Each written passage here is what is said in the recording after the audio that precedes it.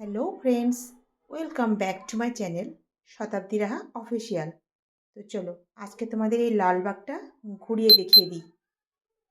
প্রচণ্ড রৌদ্র আছে, কিন্তু এই যে এটার নিচ থেকে যেতে এত সুন্দর আরাম ফিল হচ্ছে যা বলার কথা না।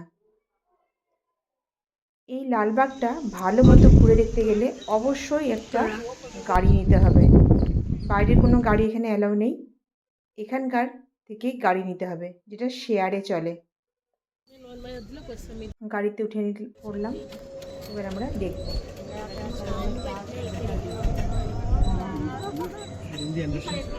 मिलीनियर सोल्ड नेचुरल ग्रेनाइट का रॉक है। थोड़ा साइलेंट प्लीज मैडम, मेरा एक्सप्लेन करेगा। साइड बॉन्साई पार्क में लास्ट वाले मैडम को driver cum guide or every cum guide, बाद में कुछ ना गाइड को गाइड चार्ज देना पड़ेगा। 40 minute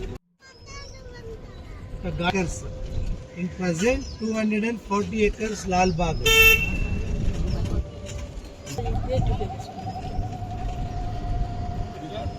The left hand side look like sausage का पेड़, African trees।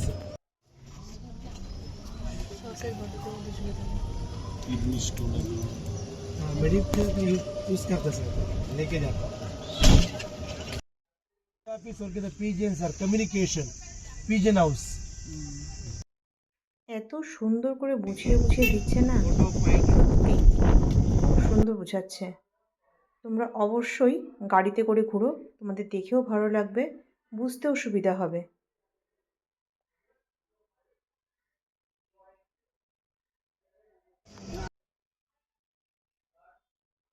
এক একটা গাছ বহুত বছরের পুরনো।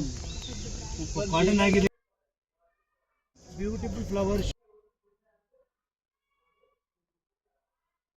এই গাছটা কতজনে বলেছিল মিটার লম্বা, আমার ঠিক মনে নেই।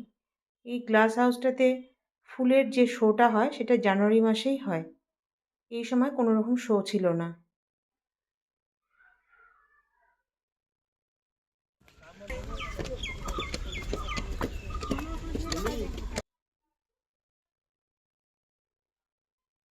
ঠান্ডা ওয়েদার হলে বা বিকাল টাইম হলেই চেয়ারটাতে বসে খুব সুন্দর সময় কাটানো যেত,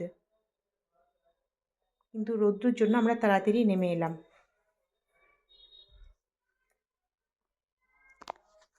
এই গাছে দেখো কি অদ্ভুত একটা অবিকল হাতি বা গণেশ ঠাকুরের মুখ তৈরি হয়ে গেছে।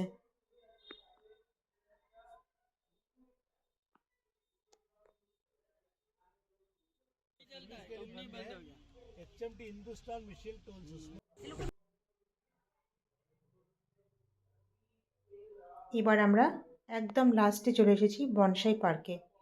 এই পার্কটা ঘুরে আমরা বেরিয়ে যাব। যদি এতখানি ভিডিওটা ভালো লেগে থাকে তাহলে অবশ্যই একটা লাইক, শেয়ার, সাবস্ক্রাইব করো।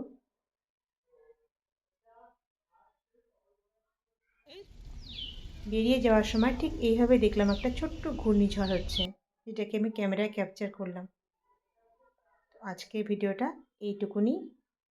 কেমন লাগলো অবশ্যই জানাবা, আর কে কে লালবাগে গেছো সেটাও কমেন্ট করো।